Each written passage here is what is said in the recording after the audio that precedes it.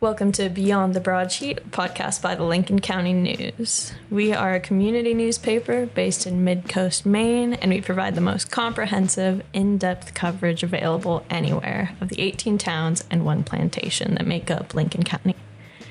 My name is Ali Juell, and I'm a reporter here at LCN, covering the towns of Damariscotta, Newcastle, Edgecombe, and Whitefield. And my name is Christina Wallace. I cover the towns of Nobleboro, Bremen, Bristol, and South Bristol. And my name is Molly Rains. I'm also a reporter here. I cover Waldoboro, Jefferson, Somerville, technically Monhegan, but I've still not been there, and the commissioners. Today is the summer solstice, the day we're recording this. So we're going to dig into summer and everything that Lincoln County residents have to look forward to. But first, here are some of the top stories from the Thursday, June 12th edition of the paper. So to start out with, we had residents filling the Westcasset Bridge for the No Kings protest. So this took place on Saturday, June 14th. And over 1,000 people came out to participate in the protest. It was part of a nationwide movement that was scheduled for the same day as a military parade in Washington, D.C., which was requested by President Donald Trump to celebrate the 250th anniversary of the U.S. Army. June 14th is also Trump's birthday, as well as Flag Day. So the protests took place in all 50 states, and basically people were speaking up against the Trump administration. Protesters spoke up about healthcare, the environment, social justice, and LGBTQ plus issues. And you were there, Christina, and it sounds like you spoke with some people. Yes, I was able to speak with a lot of people. They were very passionate about their project. So I talked with one resident, Jackie Noel, and her quote is, "We have issues right here in Lincoln County that are really going to be impacted by the proposal that's being voted on soon in the Senate. It'll be a loss of money for the SNAP program, the food assistance. It'll affect school lunches, Maine Care, which is our Medicare, and affect who can get it and how they'll be eligible for it." So they were really concerned about the local impact that a lot of these policies would have. Mm-hmm. And we've had protests pretty much every week in the Twin Villages area and I guess in Wiscasset too, but this is the most people I've heard of coming out. Yeah, the bridge was packed full of people. Crazy. So elsewhere, we have 27-year-old Ben Allen Manley from Windsor, who was arrested in connection with a vehicle fire that happened on a Somerville lot on June 2nd. The truck was very burned out. We got a photo sent to us from the Department of Public Safety, and it's on our website. It had previously been reported stolen out of Augusta. The owners of the property where the truck was found are not thought to be connected to the fire. And when this information came out and Manley was arrested, he was already in police custody. Ali, you went to town meeting. How was it? I did. It was good. My second time around. Yeah. So a little more experience. Oh, yeah. So Damariscotta had their annual town meeting on Wednesday, June 11th. And kind of the big piece of news that came out of that was that voters decided to let the fire department purchase up to $1.9 million ladder truck. John Roberts, who is the chief of the Damariscotta Fire Department and also our publisher, to note, went up and discussed the need for the purchase and, even acknowledged that the price may seem a little high. He said, "I've had pits in my stomach since we started talking about it, but..." Which we know because he's been talking about it. Yeah. Yes, definitely understood the nervous energy going into it. So yeah, that got approved. And in terms of other things that happened at the meeting, they approved all budgetary articles. It was $4.56 million worth of budgetary articles, which is about $500,000 or 12.31% higher than last year. The moderator, Jim Cosgrove, did note that on the ballot referendum, the charter amendment for RSU 48 failed to pass because even though a majority of voters approved the article, the turnout wasn't high enough. It needed to be at least 30% of registered voters from the last gubernatorial election. So that's up in the air at the moment. Yeah. additionally, some other highlights. There's $30,000 set aside in the reserve for property revaluation for Damariscotta, which town manager Andrew Dorr said that last time the town had a revaluation was 20 years ago. So might be due. Yeah. And then another one of the most contested articles was related to the 4th of July fireworks budget, which is only $2,500. I shouldn't say only $2,500. Yes. It's a lot of money, but $2,500 out of $4.56 million, but lots of emotions attached to fireworks. Yes. Let me tell you. But ultimately passed, so all good. All right. Well, we had more graduations because it's the end of that season, the end of the school year.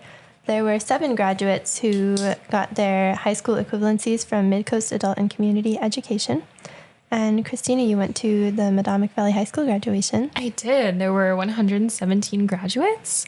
And what really stood out to me is just the praise that the students had for the faculty at the school. And valedictorian Mia Flagg really praised the MVHS faculty and thanked them for their support and dedication over the years. So that was really nice to hear. Definitely. I love when kids at public high schools recognize the contributions of their teachers. It's nice to see. I feel like you kind of come around in your senior year and you're like, wait, these people have a really hard job. Yeah, absolutely. And then in terms of graduations that happened, not this year, but 75 years ago, I got to go to the 75th anniversary of the Wiscasset class of 1950s. So it's their 75th reunion. And they had a 25-member class. There are 8 of them still living, and 6 of them gathered at Water Street Kitchen in Wiscasset on June 8th. And I was there too, and it was awesome. Why did the other 2 attend? One of them couldn't make it, and then one of them, I think, joined by video call, which was nice because he lives in California. Oh, that's sweet. Yeah. So if you graduated in 1950, that most of them are about 92 in their early 90s, and I could see not wanting to do a cross-country flight. That's very fair. Yeah. But it's really cool. The organizers had authentic brochures from the original commencement, and she was like, I don't know how I still have these, but I do. And it was really fun. They showed me pictures and talked about how most of their male classmates fought mostly in Vietnam or in other conflicts, and then came back and started businesses. And part of the reason they all stayed close was because they'd been through a lot together. Obviously, class of 1950. Yeah. Big era. Wow. Yes. What an experience. So I also attended Newcastle's annual town meeting where they approved $3.6 million worth of budgetary articles. That was on Monday, June 16th. And the entirety of the budget articles represented about $198,000 increase, or 5.85% from last year. So kind of one of the big ticket items on the ballot was money they were putting into reserve accounts, including a $900,000 capital road improvement bond, which voters had initially approved at the polls on June 10th and further discussed at the meeting. And town manager Kevin Sutherland talked about how part of the reason for including the bond was it potentially covering a revenue shortfall if the state budget was vetoed, even though it ultimately was not. Yes. So, yeah. Hindsight, well, fun for us recording this to now know that, but Yes. they were dealing with some uncertainty. Certainly. So our arts reporter, Sarah Masters, who regularly writes about arts and eats, she's our arts and eats reporter. She profiled Edgecombe painter and potter Ramon Hanley Warren, who said she has time to focus on her art now, but earlier in her life, she was busy raising her family, running a lavender farm, and a gallery. So she's been doing a lot, but now she's developing her skills. She's always said that art was very important to her, and she held jobs with flexible hours throughout her life to make ends meet while also being an artist, which I feel like is kind of also the Maine way, kind of like an artist way, but many people in Maine hold a lot of different jobs. And she was a painter for a long time and then learned ceramics at Neighborhood Clay in Damariscotta with Liz Perfetti, who was a character of the county last year. She loves to paint local marshes and wants to bring attention to them so that people appreciate them as a really important part of the ecosystem, which I love because I love salt marshes. They stink, but they're so beautiful and they're so full of important nutrients and stuff for animals and stuff, and we're surrounded by them, so it's good for me. I've never thought to appreciate a marsh. So Do you have them in Texas and California? Honestly, no. I don't think I've ever physically seen a marsh. Wow. Well, welcome. Thank you. This will be a new experience for you then. Yeah, add it to the bucket list. Yeah, and horseshoe crab season and greenheads. You have a lot to discover. It really seems like it. So what's the Newcastle Planning Board up to, Ali? So the Newcastle Planning Board approved a subdivision, and they also heard some early apartment plans. So approved the application from the Coastal Rivers Conservation Trust. It's kind of been in the works of subdividing their 270 acre parcel on West Hamlet Road into 3 different lots. So Coastal Rivers is planning on keeping the largest lot, which is 181 acres, and then selling the 12.4 acre and 2.57 acres as house lots. And currently there's no habitable houses on either of them, so made it a bit of a slam dunk for the planning board to approve it. And then after that, they heard a preliminary application for a potential apartment building on Hall Street from Paul Seidlinger, who owns Newcastle Center. And the plans included a 3-story complex with 12 apartments. And it seems like there may be a few kinks to be worked out if Seidlinger does really want to pursue this, but didn't really indicate whether he's going to continue pursuing the project. He seemed a bit wishy-washy on the future for it, so we'll see what happens. You'll find out. I will, yeah. I'll keep everyone updated. Yes. And then in terms of housing, though, we do have some housing on its way, which is really exciting. Yes, yeah. It's on 16 Mills Road in Newcastle. The developer, Rob Nelson, is nearing completion with the project, which is 16 units of affordable housing, and that's set to open, hopefully, he said, the second half of July. Yeah. And so it is cool that it's affordably priced. So eligible applicants must earn 80% or less of the local median income, which, from my recollections and transcript, Rob said was around $50,000 a year. So cool. Very nice. Yeah. And there will be a ribbon cutting ceremony. So nice.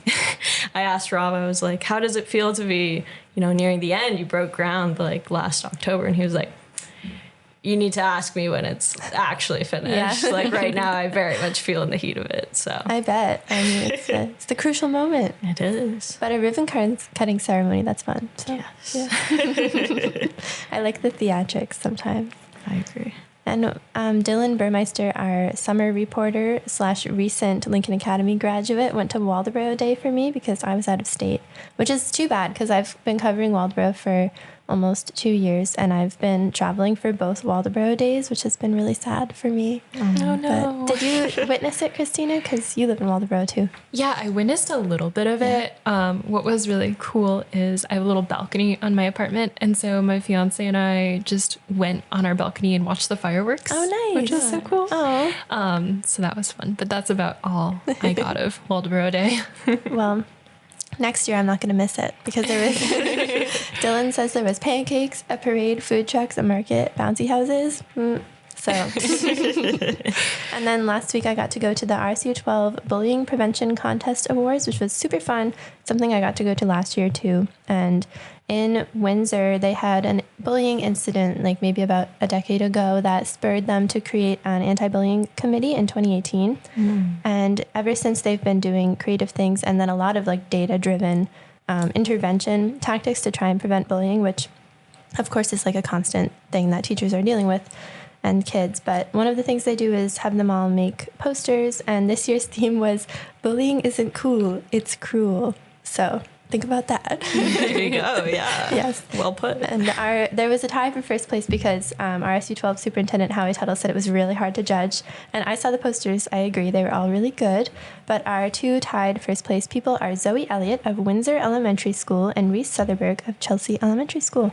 And there were also runners up, Dory Kelly of Palermo Consolidated School, Liliana Griatsky of Chelsea Elementary School, and a collaborative poster made by Haley Rollins and Brenna Flannery of Whitefield Elementary. So good job, guys. Very nice.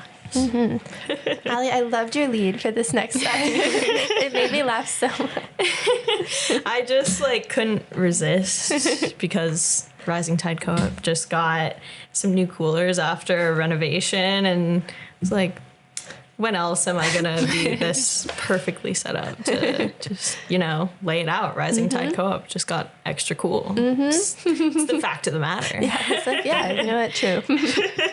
So yeah, the store closed for a week and they reopened Friday, June 13th, and they had those upgrades as well as some new sandwich offerings. Yeah, they do. And I loved that the general manager was like, people have been coming into the store, even though, if you saw Rising Tide, there was cones out front, there was construction vans, there was tape, but people were still coming into the store. So.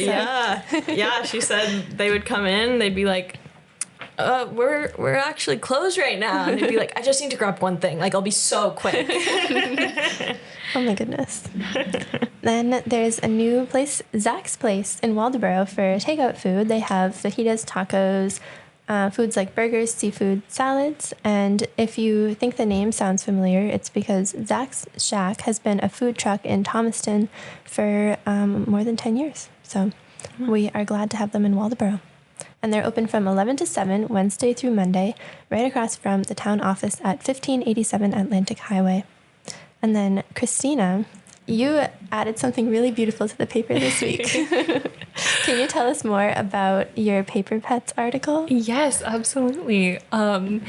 This is probably the best article I've ever written, hands down. But it is about my 6-month-old puppy named Raphael. And it was really fun to get to document his personality in the article. And when I was thinking about what I was going to focus it on, because I feel like there's so many aspects of him that are so prominent. But really it was his love for his toys that I felt was his biggest personality trait. And so it was really fun to just write about how much he loves his toys and how also he will give us his toys whenever we're upset, which is so sweet. It's kind of like his way of saying, oh, well, my toys make me feel better when I'm upset. So here's one for you. Oh my gosh. He's emotionally intelligent. Yeah, he so really is. He's a standard poodle, so he's ridiculously smart. Mm-hmm. Sometimes he outsmarts my fiance and I, which is very funny when he does that. Yes, but he is so sweet. He is my pride and joy, and I love him so much. Aww. How old was he when you got him? 12 weeks. Oh my gosh. Yeah, so we got him early on in March. They originally told us he was 10 weeks, but when we were looking at him, we're like, he's a little big for 10 weeks. And then once we got him, we read over his paperwork and it was 12 weeks. Mm-hmm. But he was so little, we would hold him and he would just sit in my lap and it was so sweet. And he ended up being a lot bigger than we were originally told. So when we first got him, they told us that he would be around 40 to 50 pounds full grown. Well, at 6 months old, he's currently 50 pounds. Oh my God. So that's crazy. Our vet told us that typically around this age, they double in size. Oh my God. So we're now looking at 80 to 90 pounds. He's a big boy. Yeah. You would think he's a full-size dog, like a full-grown dog, just by looking at him. Yeah, he's very tall, very lanky.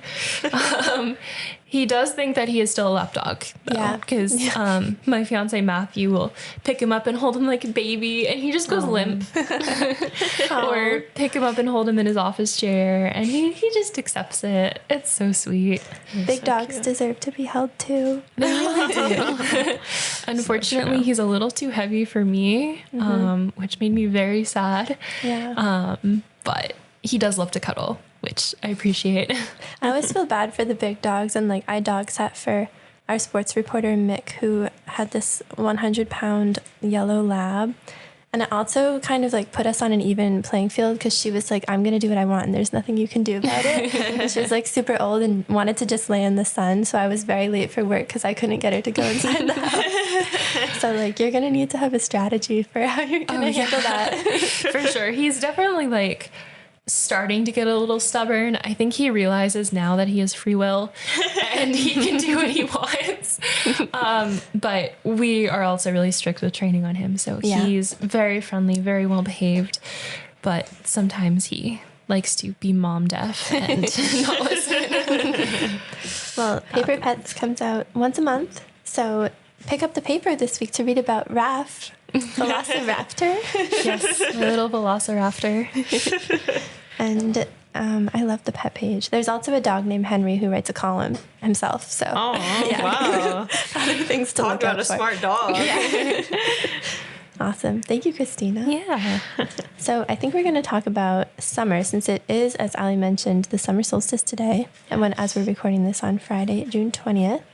And there's a lot of stuff in the works across Lincoln County. So we have a breakdown of just some of it because it's impossible to kind of sum it all up. But in terms of events that you can look forward to, we have the Windjammer Days Festival in Boothbay Harbor starting pretty much as you're listening to this. And have you guys been? Do you know about this? No. I haven't been either, but I hear a lot about it. I mean, Boothbay feels very far away to me, but it is part of Lincoln County, and they have a bunch of like maritime forward events and a parade and codfish races on Wednesday and fireworks, a parade, a vintage boat parade, an art fair, etc.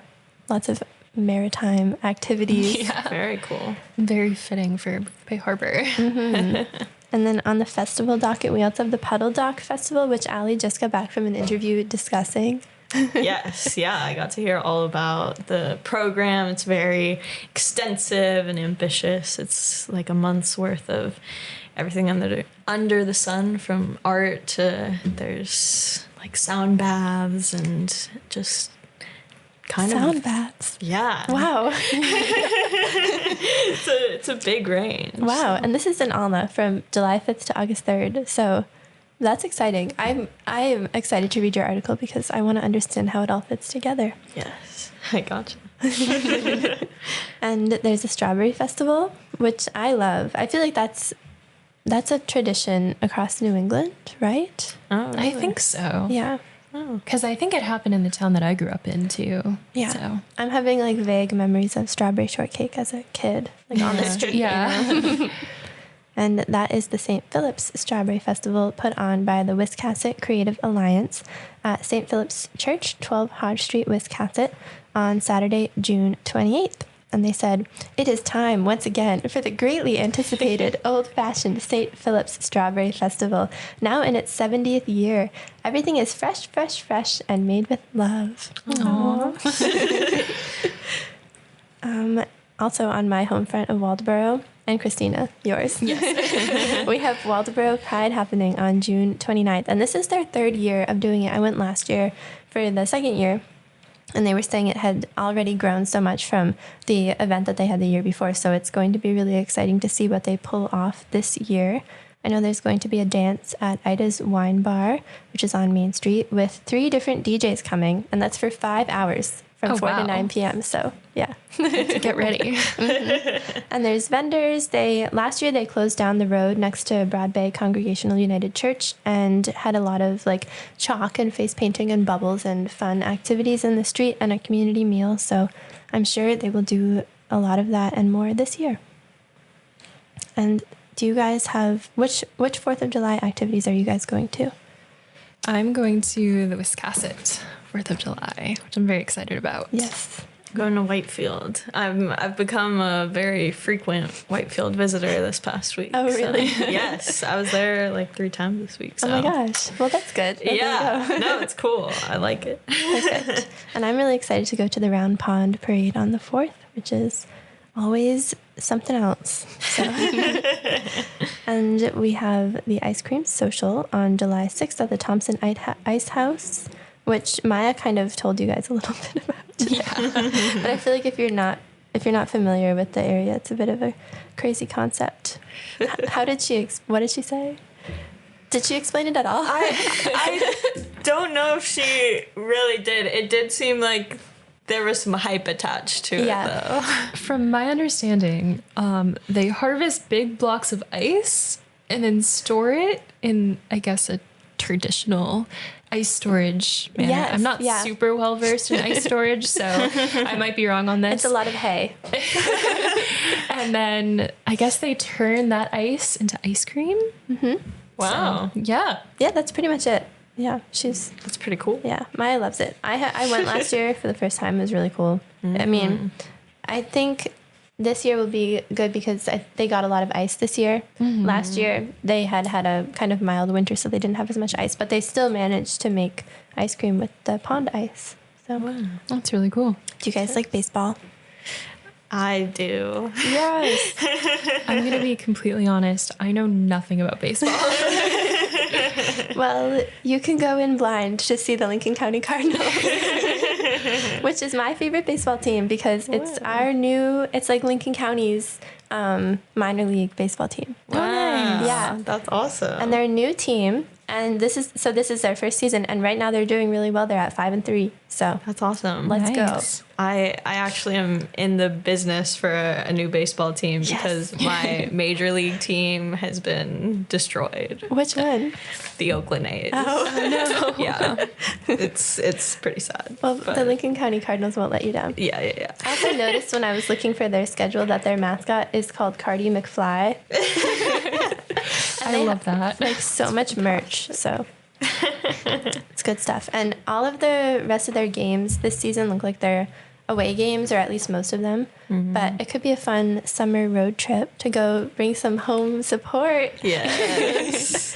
So their I love website is lincolncountycardinals.com for their schedule and their merch and pictures of them and everything else that you could want to know about them.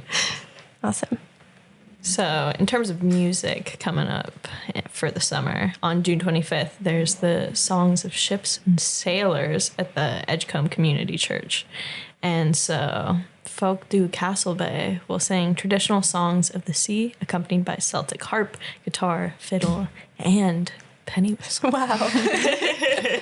This is just so intriguing to me. I would love to. I'm not sure if I will make it out to the event, but either way, I would love to just get to hear what the Songs of Ships and Sailors sounds like. I'm very Me too. intrigued. I picture it being like a lot of sea shanties, which I love a good sea shanty. Yeah, me too. I went to a laundromat the other day and the attendant was blasting sea shanties. That's great. So for learning opportunities, we have Ocean on Tap, the latest in fishing gear innovations. So this event will take place on Wednesday, June 25th from 6 to 7 p.m. at the Footbridge Brewery.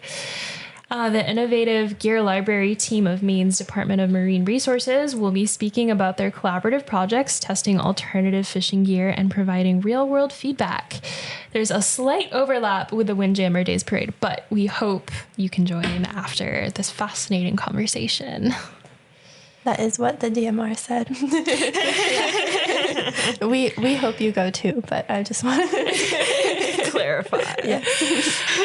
Which is cool. The Innovative Gear Library lets fishermen like try out new gear and without the cost of investing in it right off the bat. So that sounds like a fun event, and you get to get a beer. Or you can just, if you're not a fisherman, just go learn about gear. Yeah, it's awesome. Absolutely. And then on June 28th, we have National Plant Day in Waldoboro at the Waldoboro Village Park. And so the Mid-Coast Conservancy and the Waldoboro Community Garden Club will have a day of hands-on learning about native plants. And also there will be author, entomologist, and ecologist John Hayden with a talk about native plants and pollinators at 10 a.m. So a lot to look forward to there. Yeah, I'm seeing the words edible landscaping, which I like. And they're going to sell native plants. This sounds great. It does. Yeah. Awesome. And then the last item that we chose to highlight, but there's a million more, so it's kind of hard to narrow it down, is Queen Anne's Lace Jelly Workshop at Dujardin Beauty in Damariscotta on July 16th. And this stood out to me because last year I bought a jar of Queen Anne's Lace jelly from a guy named Ed at a farmer's market on the side of the road in New Hampshire. I had never had it before, but it was so It's like, it tastes like a flower. It's crazy. Oh, wow. Yeah. I don't know. I feel like as an adult, you don't get many chances to like try a flavor that you've never experienced before, like of a totally different family. So it's like, wow, thank you, Ed. Wow. Ed's Jams and Jellies. Really talking it up. I'm like, maybe I need to pull up to the jelly workshop. Yeah. You get to use their like pro canning equipment, so you know it's safe too. So That's super cool. do you consider the official start of summer is today, but do you consider that to be the start of summer now, or do you think that summer already started? I feel like it's hard having just come from college, because to me, just like as soon as not a single like piece of educational material is in my brain is like when summer starts. Yeah. So Yeah. I need to figure out my new metric. Mm-hmm. As soon as I graduated, that's when summer hit for me. Yeah. So yeah, but I can see it both ways, because my birthday is in June, so I always kind of view that as, oh, my birthday's in the spring, and then after that summer. So Yeah. I can see it both ways. Yeah. I usually think of it as starting at the solstice, because that's when it's on the calendar, just for like an arbitrary marker. But yesterday I was talking to people and they were like, it's been summer for a long time, which kind of stressed me out. But either way, there's a lot of long days ahead. So Yes. lots to do in Lincoln County. Very exciting. Thanks, guys. Yeah, thank you. Thank you for listening to Beyond the Broadsheet, a podcast by the Lincoln County News. This podcast is produced by Lucas McNelly and Maia Zewert. Tyler Davis of Tyality Productions provides production support. Our theme music is by Stu Mahan and LCN Associate Editor and Bassist Sherwood Olin. The Lincoln County News hits newsstands across the county every Wednesday afternoon, and you can also access our work online at lcnme.com. If you have a question, comment, or suggestion, please email us at info@lcnme.com. As always, we're grateful for the support of our readers and listeners in Lincoln County and beyond. It's been great catching up today, and we'll talk with you again soon.